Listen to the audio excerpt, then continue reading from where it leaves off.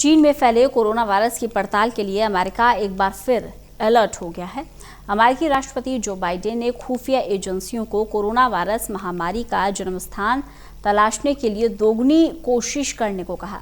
Biden ने एजेंसियों को कहा कि 90 दिन के भीतर इस वायरस के जन्मस्थान का पता करके रिपोर्ट दें।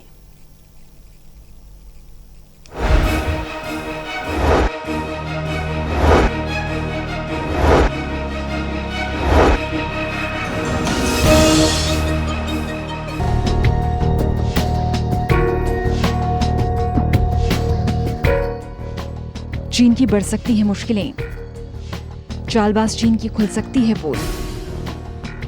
दुनिया भर में कोरोना वायरस फैलाने वाले चीन की अब खैर नहीं। अमेरिकी एजेंसी 90 दिनों में कोरोना वायरस के जन्मस्थान का पता लगा लेगी। अमेरिकी राष्ट्रपति जो बाइडेन ने खुफिया एजेंसियों को कोरोना वायरस महामारी का जन्मस्थान तलाशने के लिए दुगने प्रयास करने के लिए कहा है। साथ ही बाइडेन ने एजेंसियों को कहा कि वो 90 दिन के भीतर इस वायरस के जन्मस्थान का पता करके रिपोर्ट करें। उन्होंने कहा कि निष्कर्ष निकालने के अपर्याप्त साक्ष्य हैं कि क्या वो किसी संक्रमित जानवर के मानवीय संपर्क से उभरा या एक लैब दुर्घटना ने इस महामारी को जन्म दिया।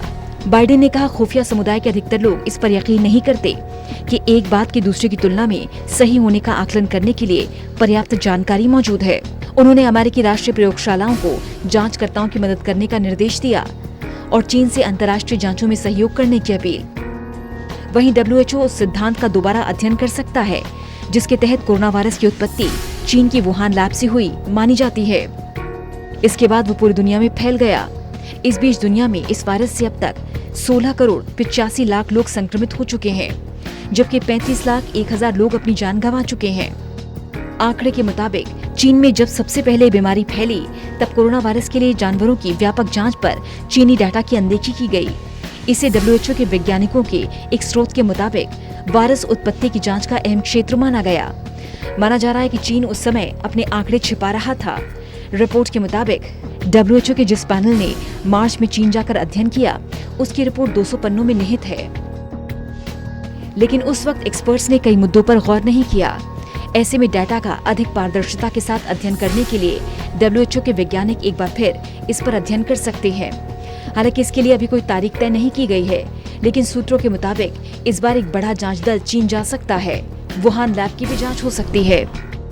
अमेरिकी अखबार वॉल स्ट्रीट जर्नल ने खुफिया रिपोर्ट के हवाले से बताया था कि दुनिया में कोरोना वायरस फैलने से करीब 1 माह पहले ही वुहान इंस्टीट्यूट ऑफ वायरोलॉजी के 3 शोधकर्ता 2019 में बीमार पड़ गए थे।